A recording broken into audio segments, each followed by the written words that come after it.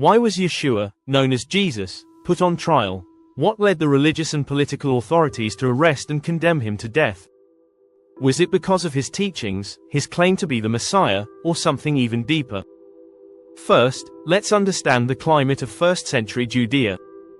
During this time, the region was under Roman occupation.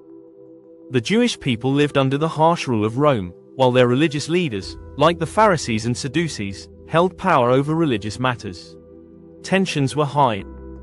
The people longed for a Messiah to liberate them, and the Roman authorities were constantly on edge, fearing any rebellion that could threaten their control. Yeshua's ministry quickly gained attention. He healed the sick, performed miracles, and spoke of a kingdom of God that wasn't of this world. His message was powerful and revolutionary, but it was also dangerous. To the religious leaders, Jesus was a threat. He challenged the Pharisees and Sadducees, calling them out for hypocrisy and putting human-made traditions above God's law. In Matthew chapter 23 verse 27, he rebukes the religious leaders, comparing them to whitewashed tombs, pure on the outside, but corrupt within. These accusations didn't sit well with the Jewish authorities. The tension reached a boiling point during Jesus' triumphal entry into Jerusalem. Crowds hailed him as the Messiah, shouting, "Hosanna," and treating him like a king. But this only increased the fear among the religious elite, who saw Jesus as a threat to their authority. In John chapter 12 verse 19, the Pharisees say, "Look how the whole world has gone after him." This was more than they could tolerate.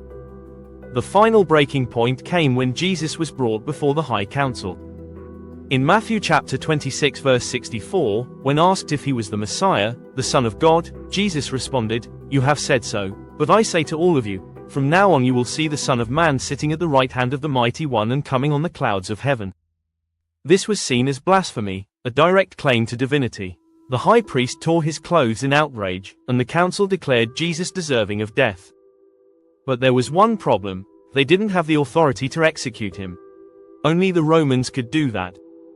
This is where the Roman governor, Pontius Pilate, comes into the picture.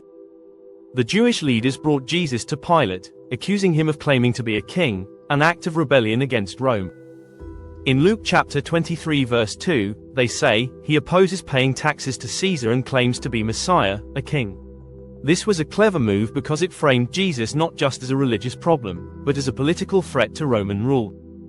Pilate found himself in a difficult position. He didn't see Jesus as guilty of any crime deserving death, but the pressure from the crowd was too great. Afraid of a potential uprising, Pilate ultimately gave in, washing his hands of the matter and handing Jesus over to be crucified. Jesus was crucified with the charge of being King of the Jews, a title that ironically pointed to his true identity, but also the reason for his death. So, why was Yashu'a, Jesus, put on trial? The truth is complex.